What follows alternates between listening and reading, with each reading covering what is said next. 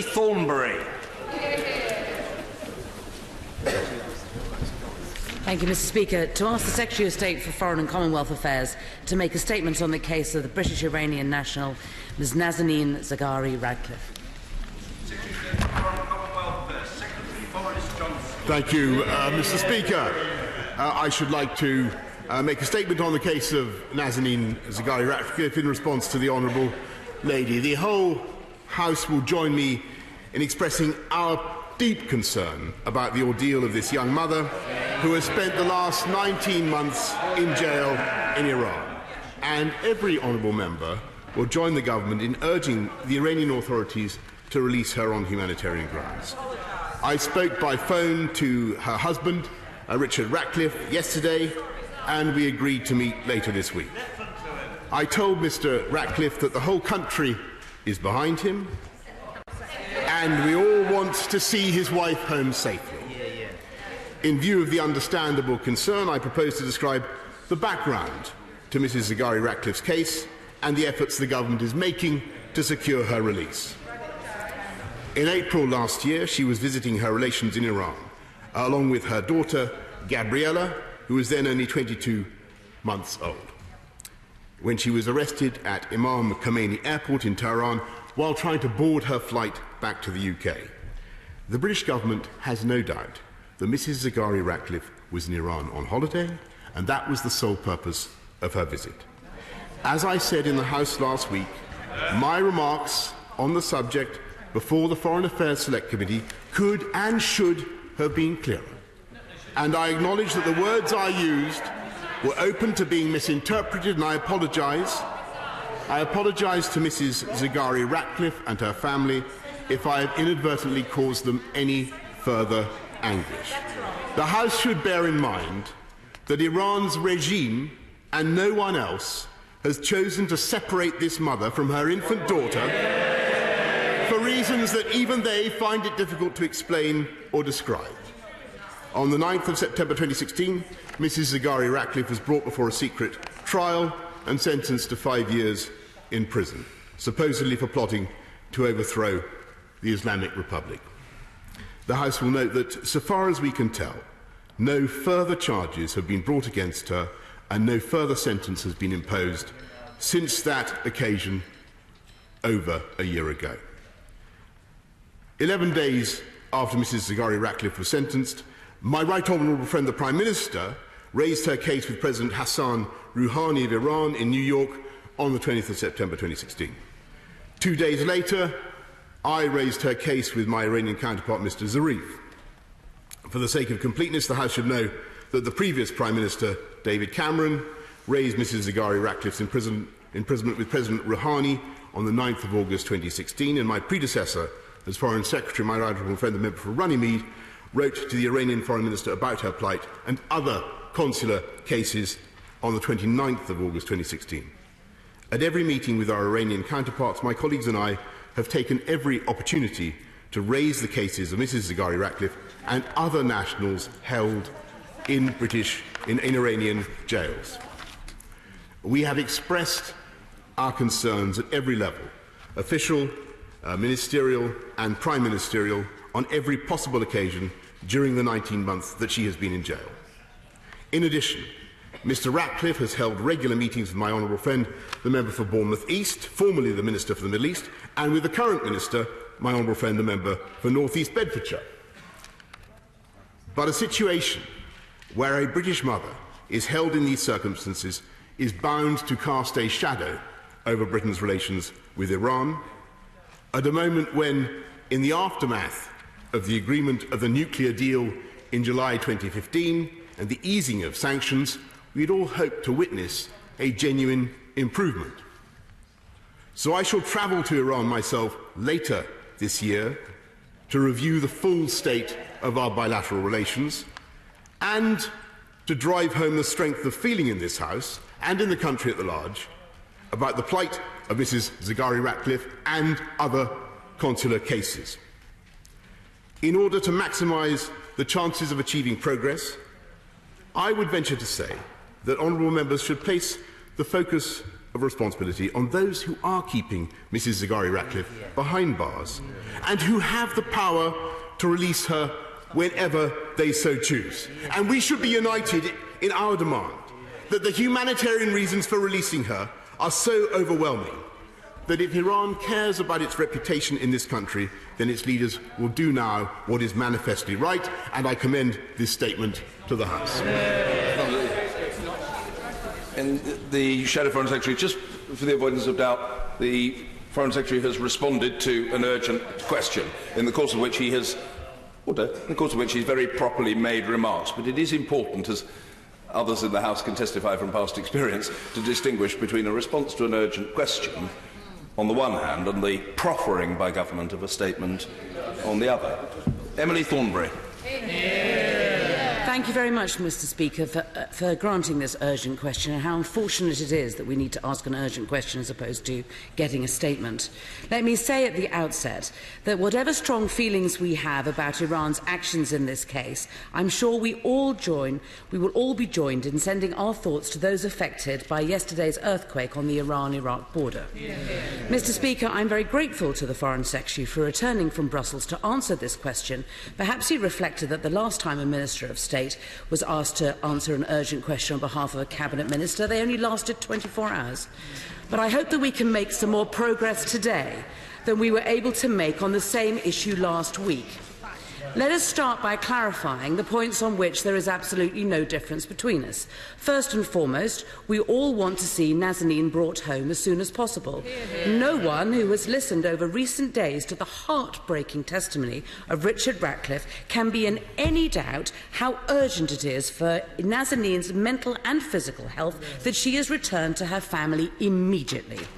Secondly, if it can be done, as has been suggested, through conferring diplomatic status on Nazanin, that would obviously be welcome, although I'd be grateful if the Foreign Secretary could clarify how that can be achieved, how we can free this innocent British mother, but without opening up the Grace Mugabe precedent, where the same tactic might be able to be used in Britain to help a guilty foreign national escape justice. And third, Mr. Speaker, we can all agree that the responsibility for Nazanin's incarceration and mistreatment lies entirely with the Iranian authorities, and we all unite in urging for her freedom to be restored. On those points, we are in full agreement.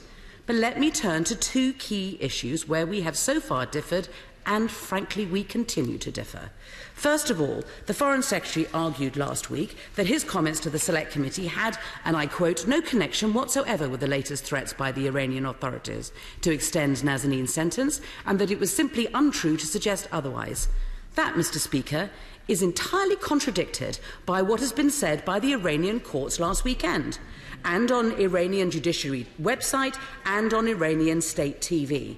All of them said explicitly that the Foreign Secretary's remarks were the basis of their renewed action against Nazanin. Now, we know from the evidence of Richard Ratcliffe that when Nazanin herself was told of the remarks and saw how the Iranian authorities would exploit them, she became hugely distressed and upset. So will the Foreign Secretary today accept the impact that his words have had, accept the distress that has been caused to Nazanin, and apologise properly for that? Not apologise for upsetting people, but apologise for getting it wrong.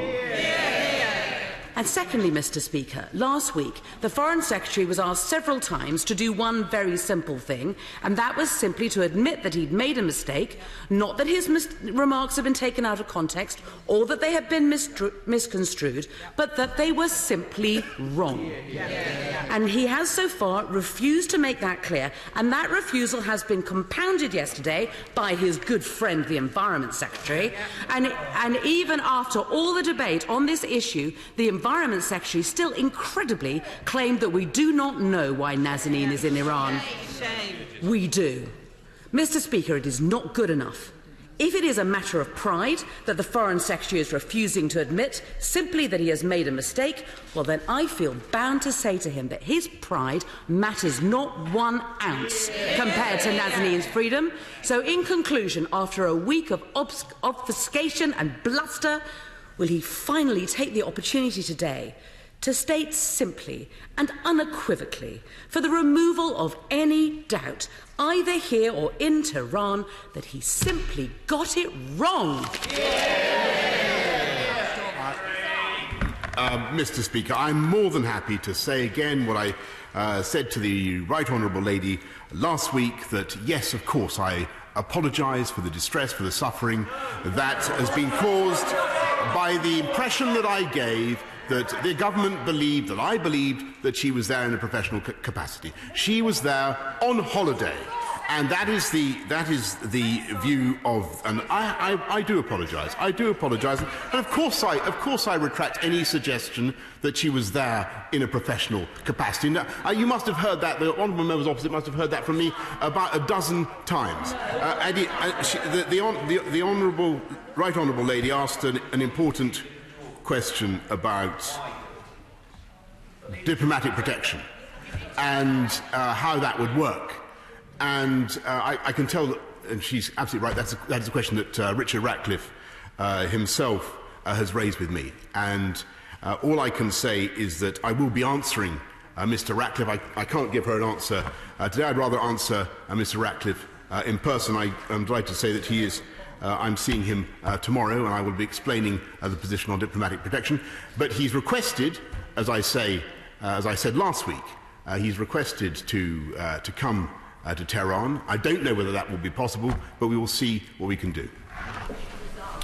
Sir Hugo Swire. Speaker, regrettably more than a faint whiff of opportunism hangs over this urgent question. Would my others will question the wisdom of having this discussion at all. Would my right honourable friend not agree with me that it is incumbent on each and every one of us in this House to pay very close attention to what we may or may not be about to say, because the Iranians will be watching these deliberations and we do not want to exacerbate an already extremely difficult situation. My right honourable friend is, I'm afraid, absolutely right, and it is one of the reasons why it's so important that we remain very, very careful in what we say about the entire case. Hannah Bardell. Very much, Mr. Speaker. I hope today that the Secretary of State is reflecting very seriously on his position and the position that he holds, not just in this government but in society. Because for Nazanin, it would be reasonable to assume that when the Secretary of State got involved in her case, it might make things better. Unfortunately, in this situation, it has made it very much worse.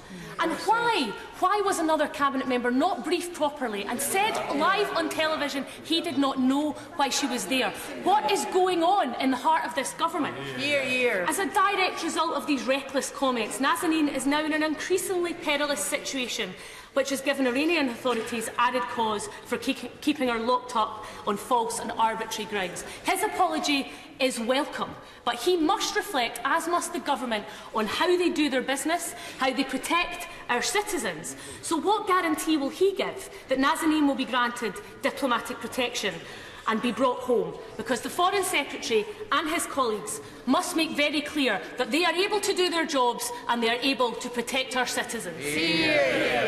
Mr. Speaker, our priority is to secure the safe return of Nazanin Zaghari-Ratcliffe, and all other political considerations are entirely secondary. But the only other thing that we have to bear in mind is the safety and well-being of the other consular cases in Iran, which is very important. I should say, I said to the Right Honourable Lady I was seeing Mr. Ratcliffe tomorrow. I'm in fact seeing him on Wednesday. Dr. Julian Lewis. As an ardent Churchillian, does my right honourable friend accept that this has not been his finest hour? But before the opposition make too much of that, may I urge them to avoid headlines such as that in The Independent Online, where it says Boris Johnson should resign if British mother stays in Iranian jail for even one more day. The Iranian regime plays politics with hostages. And does my right honourable friend agree that if they believe that They can get rid of a British Foreign Secretary by jailing a hostage for longer. They will jail that hostage for longer. So that link needs to be broken, not reinforced by the opposition today. I think the whole House would agree that there is one thing, that there is nothing more important than the safe return of Nazanin Zaghari-Ratcliffe and, as I say, the protection of all other consular cases in Iran, and that trumps all political considerations in this country. Tulip Siddiq. Thank you, Mr. Speaker. My constituent, Richard Radcliffe, wrote in the Evening Standard, "My complaint is not that her imprisonment has become a diplomatic incident this past week. It is that it wasn't for the 19 months that came before." This shows the sheer dignity with which my constituent has been campaigning for his wife's release for 19 months now. Richard told me that their family's lawyer, working together with the NGO Redress, has written to the Foreign and Commonwealth Office 2 months ago with legal opinion about Nazanin's right to diplomatic protection.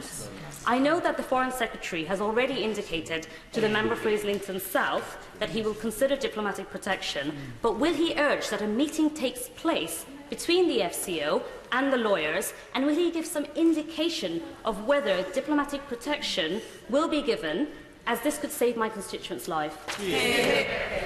Secretary. As I said in answer to the Right Honourable Lady earlier on, I will be talking directly to Richard Ratcliffe about that issue on Wednesday. But just very briefly, Mr. Speaker, about the issue of consular protection. Every day in some part of the world, a UK national or a dual national is detained, and I pay tribute to the consular work done by the Foreign Office across the world. And in point of fact, a huge amount of work has been done on behalf of your constituent by my honourable friends, right honourable friends on these benches who have met members of her family repeatedly and will continue to do so until we solve the problem. Tom Tugendhat. Thank you, Mr. Speaker. I'm very glad that the Foreign Secretary has made his statement today.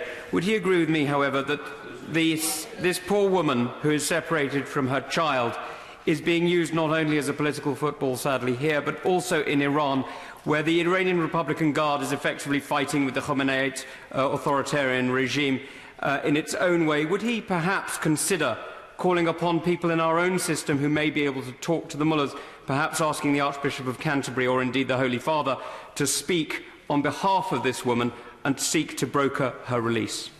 I think my honourable friend speaks with great insight about the situation in Iran, and I can certainly assure him that no stone will be left unturned in our efforts. Chris Bryant. From my own experience of trying to get 2 British nationals out of jail in Laos in 2009, what you need when you're dealing with a very difficult country is you need to be absolutely committed and persistent. You need to go to bed every night worrying about what's happening to that British national in another country. Absolutely. You need to be very disciplined, and you need to make sure that every single member of the government is speaking with the same voice. The Foreign Secretary couldn't possibly argue that that is what has happened in this case. What I really don't understand, though, is when he made a complete mess of appearing before the Foreign Affairs Committee, his office rang to correct other parts of the record, completely incidental parts of the record, but still refuses to correct the record about what he said to the Foreign Affairs Committee. Will he do so now? Because otherwise, frankly, he will have learnt nothing from this. Foreign Secretary. Mr. Speaker, I believe I've corrected the record several times already and explained the position. James Duddridge. Mr. Speaker, the Foreign Secretary has referred a number of times to the other cases in Iran. Isn't there a real problem with dual nationals, and specifically in Iran and countries that don't recognise dual national status? Is it not time for a broader review of this issue alongside the urgency of this specific case? It is one of the features of British consular protection that we give it to dual nationals, irrespective of whether or not their nationality, their British nationality, is recognised by the country in which they run into trouble. And I think that's a mark of the dedication that our consular staff have to their job. And we will continue to work for Nazanin Zaghari-Ratcliffe and the other difficult consular cases in Iran for as long as those cases are outstanding. Vic Cooper. Thank you, Mr. Speaker. The Foreign Secretary has rightly and welcomely said that the priority for everyone should be the return of a wrongfully and inhumanely imprisoned mother who is being separated from her child. But he also knows that words matter. And every time he says things like, "My words were simply open to misinterpretation," he provides a lack of clarity and sounds like he's wriggling in a way that other people can exploit. So could he, for the sake of Ms Zaghari-Ratcliffe, just say unequivocally, for the record, I got it wrong? Hope, Mr. Speaker, that the House will understand with crystal clarity that Mrs Zaghari-Ratcliffe was there on holiday. She was not there in any professional capacity. Insofar as people got a different impression of what I was saying at the FAC, that was my mistake. That was my mistake. I should have been clearer. Listen to what I'm saying with great respect. I should have been clearer. It was my mistake. I should have been clearer, and I apologise for the distress. I apologise for the distress and anguish that has been caused to Mrs Zaghari-Ratcliffe and her family. And our priority now is to do everything we can to get her out of Iran on humanitarian grounds. Mr. Crispin Blunt. My right honourable friend should know that he has the support of everyone on these benches in his efforts to secure the release of Mrs Zaghari-Ratcliffe. Understanding how difficult this is, having already been raised twice this case at head of government level, it's very difficult to see how the government could have done more.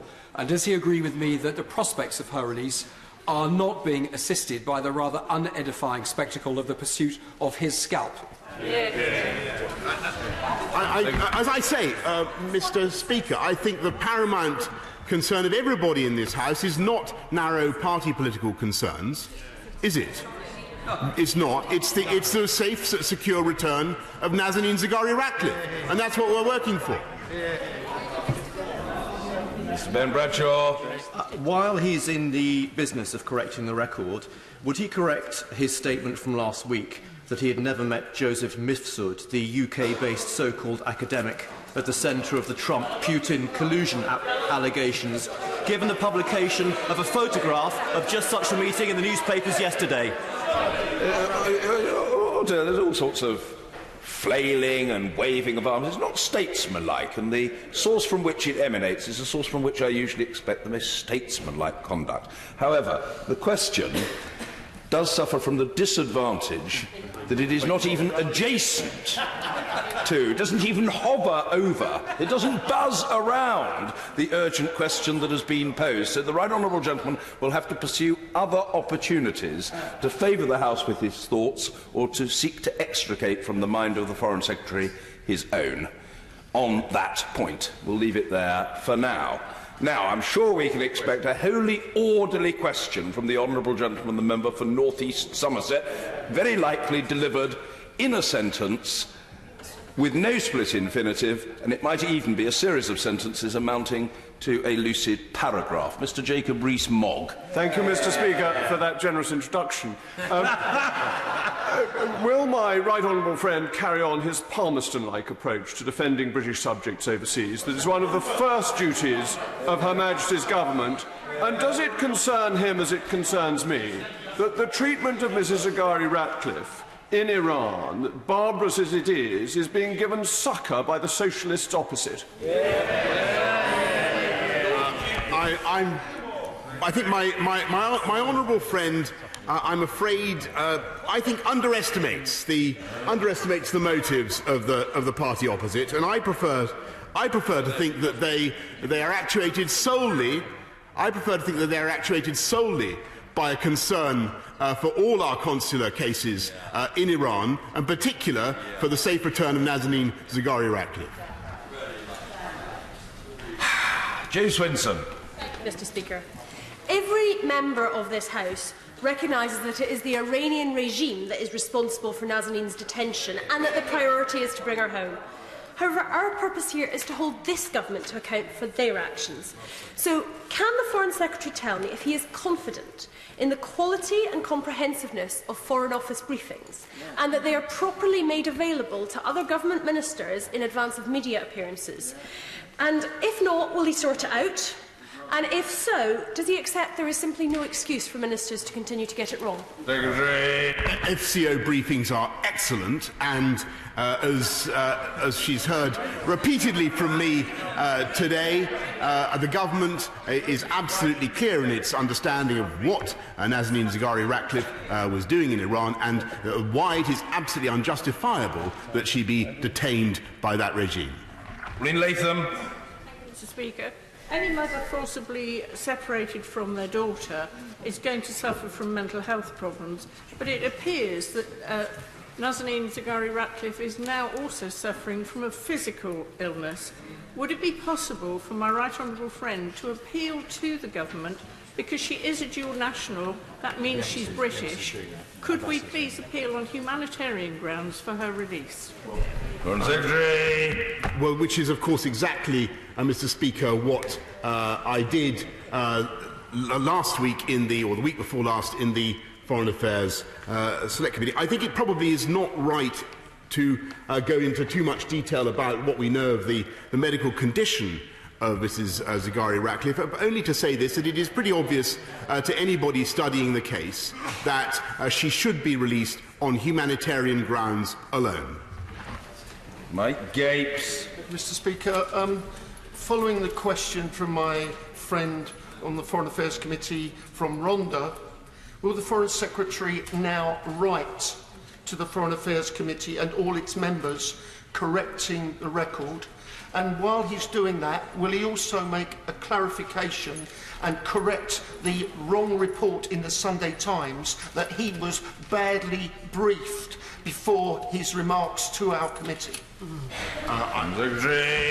Mr. Speaker, I've 2 points. I've written to the committee, and I really can't be responsible for any inaccuracies there may be in the Sunday Times.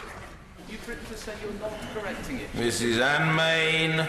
Very much, Mr. Speaker. I'm absolutely delighted to hear the Honourable Lady opposite say that this is the fault of the Iranians, because we are left in no doubt about the politics being played here today, and this is the worst possible situation. The fact that the Honourable Gentleman for Exeter tried to button in on the back of this shows you it's holding this sensitive situation in contempt, and I wish him every good office to be able to get this Honourable Lady home, because she needs to be with her husband and her family.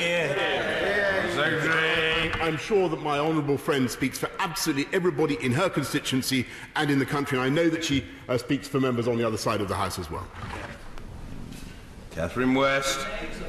Speaker, over 1 year ago, the United Nations Group on Arbitrary Detention ruled that Nazanin's detention was arbitrary and referred her case to the Special Rapporteur. The UN called for her immediate release, and yet it appears that our own Foreign and Commonwealth Office may not have done so. Can the Foreign Secretary please explain? Secretary. Yes. That is a very good question, if I may say so. And the answer is that we do not normally call for the release of consular cases, because very often that exacerbates their position. In this particular case, as the House knows, a couple of weeks ago, I have called for her release on humanitarian grounds. Bob Stewart. Thank you, Mr. Speaker. Could I ask my right honourable friend how many other British subjects are jailed in Iran, and has he got any idea, has my right honourable friend got any idea, what actually the Iranians want to release this lady? We have dozens, if not hundreds, of cases around the world, Mr. Speaker, and I probably ought not to go into the exact number in Iran, but I can tell the House that we are working on behalf of all of them. Jim Shannon. Mr. Speaker, when this House passed the Iran nuclear deal, I, along with others in this House across this chamber, expressed concern and requested that human rights and equality issues would be part of that deal. Can I ask the Foreign Secretary just what influence government has for Nazanin Zaghari-Ratcliffe and her human rights and her equalities, and for the thousands of others who are held in jail there as well for the same reason? The JCPOA does not, in fact, cover the issues he raises, but we are common decency and humanitarian concern dictates that she should be released. Dr. Matthew Offord. Mr. Speaker, I continue to be a critic of the Iranian nuclear deal for many reasons, including the fact that human rights were not coupled as part of that. And it was greatly disappointing that the Leader of the Opposition, who was paid to appear on Iranian press TV, did not take the opportunity to criticise human rights in Iran, instead agreeing and contributing to anti-Israel and anti-Western bias. But does the Foreign Secretary agree with me, and indeed the words of Richard Ratcliffe, when he said that the Foreign Secretary battling for his job does not help Nazanin to come home? I'm going to resist agreeing with my honourable friend about any points that may have been made by the party opposite about Iran, for or against Iran, because our priority now is very simple. It's not to score party political points, it is to get Nazanin home. Louise Haigh. Thank you, Mr. Speaker. The Right Honourable Member for New Forest East called Nazanin a hostage on several occasions. Will the Secretary of State take this opportunity to confirm whether he considers Nazanin a hostage? Nazanin Zaghari-Ratcliffe is a very difficult consular case, and that is how we're treating it. Peter Eaton-Jones. A number of my constituents have contacted me with concerns about this case, so can my right honourable friend assure them that he and the government are doing absolutely everything possible to exert influence to secure her release, and agree with me that that should be our one and only priority and our one and only focus in the government and in this House? Yes. I can certainly give my honourable friend that assurance, and I can tell him that our ambassador our excellent ambassador in Tehran is working on this case daily. Brendan O'Hara. The Foreign Secretary said that he finally accepts that Mrs Zaghari-Ratcliffe was on holiday and that the whole country was now behind her. Does he include the Right Honourable Member for Surrey Heath in that, who just yesterday said he didn't know why she was in Iran? And has he told the Right Honourable Member for Surrey Heath that his loose-lipped comments were both unacceptable and damaging in equal measure? My right honourable friend member for Surrey Heath actually made it very clear that he believed she was there on holiday, and he was very happy. He did say that. I watched the clip. And he's very happy, and he was very happy to accept that that was the case. Richard Drax. Thank you, Mr. Speaker. What action could my right honourable friend take? What action could my right honourable friend take, or the British government take, if Mrs Zaghari-Ratcliffe is not released? Because I'm assuming there is a danger that if we are under a hostage situation and we don't win this case, there are dangers of others being taken in a similar sort of basis. He's right to raise the question. The answer is, I'm afraid, we must simply work diligently and flat out for her release. Paul Flynn.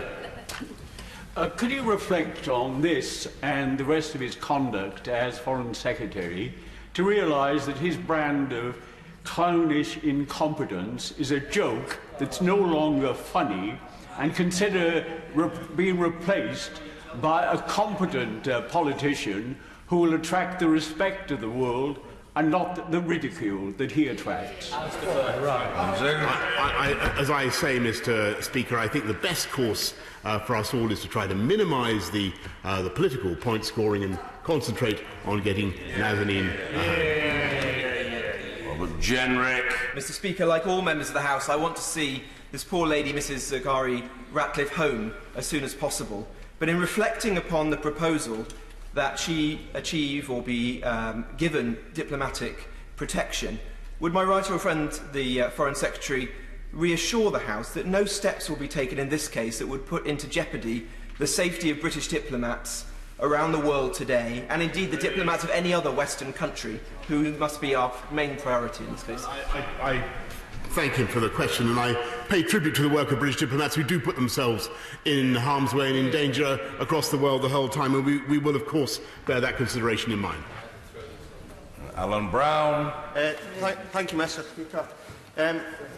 If the government's been top of this since day one and his department's briefings are so comprehensive, can you explain why the Secretary of State for DEFRA, his fellow letter writer, actually said in an remark he would take her husband's assurance that the British-Iranian citizen's holiday? That's hardly a ringing endorsement and hardly something that's up to speed with facts. What's he going to do to make sure his Cabinet colleagues are fully briefed? Mr. Speaker, with great respect to the Honourable Gentleman, I believe I answered that question a couple of goes ago. Tom Pursglove. Thank you, Mr. Speaker. Can my right honourable friend assure the House that all of the appropriate help and support is being provided to Mr. Ratcliffe and his family, given what a difficult period this is for them? I pay tribute to Richard Ratcliffe and the indefatigable way that he has campaigned for his wife's release, and I can tell you that the door of the Foreign Office has been continually open to him, and he has had many meetings, I believe, with my honourable friends on these benches here, and he will continue to have full access until such time as we sort out the appalling case of his wife. Mr. Gibbon Brennan.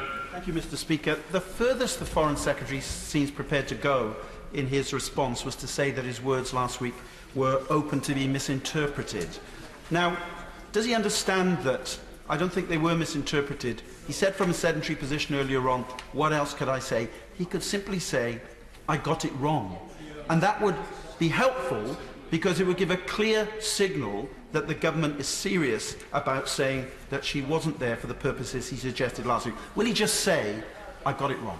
As I've said, I'm grateful to him. As I've said many times, both today and last week, it was wrong of me to say that she was there in a professional capacity. She was there on holiday, and I apologise again for the distress and anxiety that those words have caused. And the most important thing that we can do now, I think, is to make sure that that point is clearly understood, not just in this place, but around the world, and work hard together, united rather than divided as a country, to get her home. That is, I think, in the best interest of Nazanin Zaghari-Ratcliffe. Richard Graham. Speaker, in my experience as a diplomat, there is no harder call than whether public or private diplomacy is more effective at helping Britons in jail abroad. And I do say to the opposition spokeswoman that there is a real danger today in conflating domestic political ambitions with a very sensitive situation of a British national in jail. Would my right honourable friend therefore confirm that as soon as today's question is over, that he and our Foreign Office will work very closely with our friends in Iran to see how best this issue can be resolved to the satisfaction of everyone in the quietest way possible? Good question. I may say that my right honourable friend brings great experience and understanding of these issues and of difficult consular cases, and he is absolutely right to think and to believe that sometimes a quiet approach and quiet diplomacy can yield great results. Angela Smith. Speaker, I agree with the benches opposite that the only thing that matters in this is that Mrs Zaghari-Ratcliffe is taken out of prison because she is wrongly incarcerated. But that does depend on the Foreign Secretary raising his game, as Amnesty International suggested earlier this year. So will he commit, after having met Richard Ratcliffe, to coming back to this place and making a statement which will absolutely make it clear that he will now do everything in his power to get Mrs Zaghari-Ratcliffe home? Well, Mr. Speaker, I'm not certain that it would be right to make another statement, or even whether you'd grant me permission to make another statement after meeting Mr. Ratcliffe. But what I can certainly tell the House is that I do believe it would be appropriate, following any trip to Iran that it may be possible to organise, it would certainly be appropriate to make a statement then. Richard. Does my right honourable friend agree with me that members of this House accepting huge amounts of money for appearing on Iranian state broadcaster is the danger of giving a regime legitimacy which is holding UK citizens without grounds to do so? Yes, I'm grateful to my honourable friend, but again, if I may say so, that is for the benches opposite to answer and not for me. Leda Moran. I spoke last week of the rollercoaster of emotions that the whole family are going through. Speaking with my constituents who are members of that family today, it's fair to say that over the weekend it has got worse, especially following reports of the deterioration of Nazanin's health. Seeing her husband as soon as possible must be a high priority too. I understand from his phone call with the Foreign Secretary that Richard Ratcliffe has asked to accompany him on his forthcoming visit, but also that he has full protection when he does. May I ask simply what progress has been made on that point? Secretary. I will be seeing Mr. Ratcliffe in the course of the next couple of days, and we will explore all those issues in full. Clive Efford. Mr. Speaker, Richard Ratcliffe's representatives wrote to the Foreign Office requesting diplomatic protection for Mrs. Ratcliffe over 2 months ago. Can the Foreign Secretary say what consideration was given to that request? And has the Foreign Secretary's position on that changed since his appearance before the Foreign Affairs Select Committee? As I said in answer, I think, first of all, to the Right Honourable Lady, on the question of diplomatic protection, I will be talking to Mr. Ratcliffe in person. I will then inform the House about how we intend to proceed. Patrick Grady. Thank you, Mr. Speaker. Constituents of mine, including the Glasgow West End Amnesty Group, have consistently called for Nazanin's release. Can we take it from what the Foreign Secretary was saying earlier on, or can he clarify whether or not, in all the times when her issue has been raised with the Iranian authorities, how often has her release specifically been called for? Is that just the past couple of weeks, or has it been longer? We have consistently asked for her release on humanitarian grounds, and I know the whole House will want to echo that call today. Helen Jones. Contrary to what he keeps saying, the Foreign Secretary's words to the Foreign Affairs Committee were not capable of misinterpretation. They were clear but wrong. And whether deliberately or through carelessness, he put a British citizen at risk from an arbitrary and authoritarian regime. Can I now give him yet a further chance to apologise, not for anything else, but for the words he got wrong at that committee? His high office demands that he take responsibility. I think in fairness, the House will acknowledge I have apologised repeatedly, not just for the mistake, but for the way, of course, in which it was taken, and any extra suffering or anguish that my words caused. But the most important thing, as I say, is that I think there is a unanimity in the House today about our objective, and may I respectfully say that I think that is where we should focus, and that would be by far the most effective way of communicating the will of the British people to the people of Iran. And we feel very strongly that on humanitarian grounds, Nazanin should come home. Michael Fabricant. While it is right and proper, of course, that this House should discuss this important matter, is it also not the case that it would be detrimental if we do so by megaphone diplomacy? And does he not think it also a sad irony if the Iranian government should get comfort and succour by some of the things that have been said in the House today? Which is an extremely good point, and of course it is the case that most of our consular successes, including in Iran, I may say, are done by quiet, behind-the-scenes diplomacy. Nick Dakin. Mr. Speaker, should a British Foreign Secretary be careful, accurate and diplomatic in the words they choose at all times? The answer to that is of course. Mr. Gavin Newlands. Thank you very much, Mr. Speaker. A constituent and family friend of Nazanin's attended my surgery at the weekend to convey her fears over Nazanin's mental well-being, as she's now been separated from her daughter for over 500 days. The Foreign Secretary said that he'd visit Iran sometime later this year, so can he guarantee that no stone will be left unturned to ensure that Gabriella will see her mum by the end of this year?